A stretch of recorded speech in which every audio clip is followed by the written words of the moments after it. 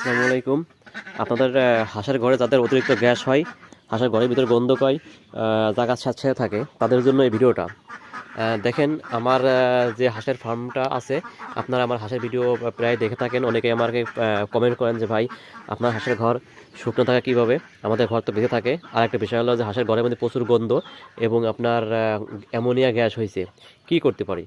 আমি তাদেরকে বলবো ভাই, যদি হাঁসের ঘরের ভিতরে স্যাঁতসেঁতে থাকে, অ্যামোনিয়া গ্যাস হয় যা বা গন্ধ থাকে, তাহলে আপনারা হাঁসের ঘরের যে মেঝের যে মাটিটা আপনারা 2 দিন 3 দিন বা 5 দিন পর পর পুরো মাটিটা আপনারা কোদাল দিয়ে ভালো করে কোপাই দেবেন। তাহলে কিন্তু আপনার হাঁসের ঘরের ভিতরে দুর্গন্ধ চলে যাবে, প্লাস অ্যামোনিয়া গ্যাসটা উঠে যাবে। তাহলে আপনার হাঁসও থাকবে সুস্থ এবং হাঁসের ডিমও আল্লাহর রহমতে ভালো আসবে। দেখেন আমার যে হাঁসের ঘরটা আপনারা দেখতে পাচ্ছেন, আমি কিন্তু এখানে প্রায় 3 থেকে 4 দিন পর পরই কিন্তু পুরো ঘরটা কোপাই দিই।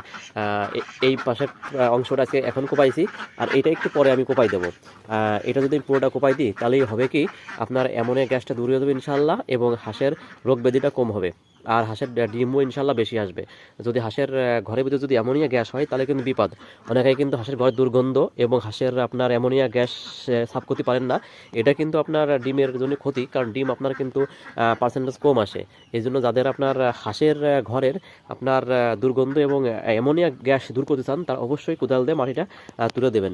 এবং যদি কারোর পাকা মেঝে হয়, তাহলে প্রত্যেক দিন অন্তত একবার করে মোটর দিয়ে ধুয়ে দেবেন, যাতে আপনার হাঁসের ঘরের দুর্গন্ধও চলে যাবে না এবং অ্যামোনিয়া গ্যাসটাও দূর হয়ে যাবে না।